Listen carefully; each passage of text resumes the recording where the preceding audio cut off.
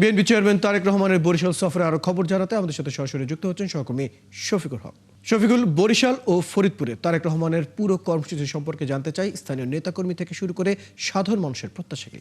মানুষের প্রত্যাশার জায়গাটা অনেক। আপনাকে তার আগে একটু বলে রাখি, আমি এই মুহূর্তে রয়েছি বরিশাল নগরীর যে ব্লেস পার্ক, যেখানে আজকের বিএনপির 10ম নির্বাচনী যেই জনসংযোগের কর্মসূচি সেটি নির্ধারণ করা হয়েছে। এবং এই ব্লেস পার্কে আপনি ইতিমধ্যেই তারেক রহমান বেলা 11টায় ঢাকা থেকে তার হেলিকপ্টার যোগে রওনা করার কথা এবং দুপুর 12টার মধ্যে তিনি এই মাঠে এসে পৌঁছানোর কথা। তবে এরই মধ্যে এই বরিশাল জেলার যে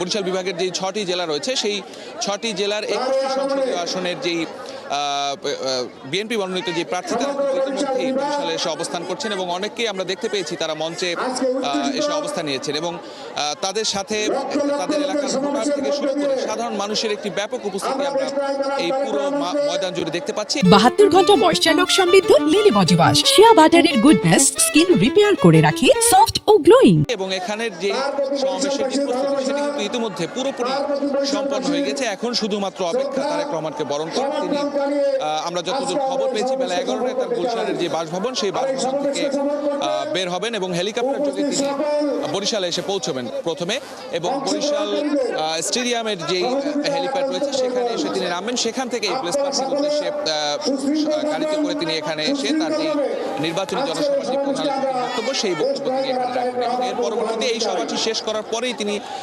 পুনরায় হেলিকপ্টার যোগে ফরিদপুরে চলে যাবেন এবং সেখানে আরও একটি নির্বাচনী জনসভা হওয়ার কথা রয়েছে তারেক রহমান।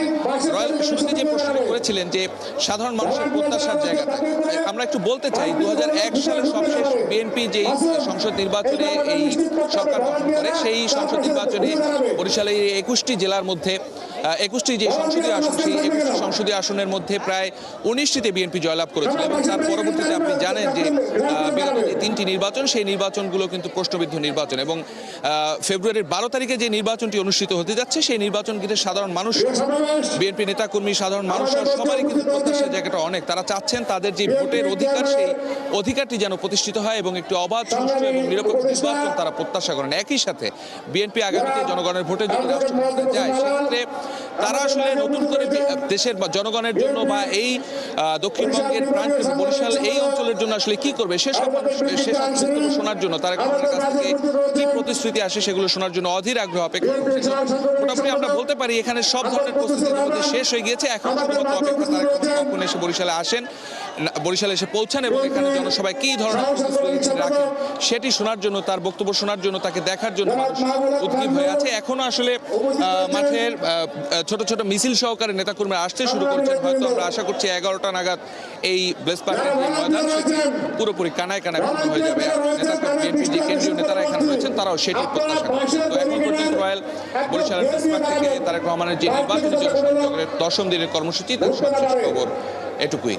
ধন্যবাদ শফিকুল হক। দর্শক, আমাদের সাথে আমাদের সহকর্মী শফিকুল হক যুক্ত ছিলেন, জানাচ্ছিলেন বিএনপি চেয়ারম্যান তারেক রহমানের রাজ্য বরিশালের যে সফর সে বিষয়ে বিস্তারিত তার কাছ থেকে জানছিলাম।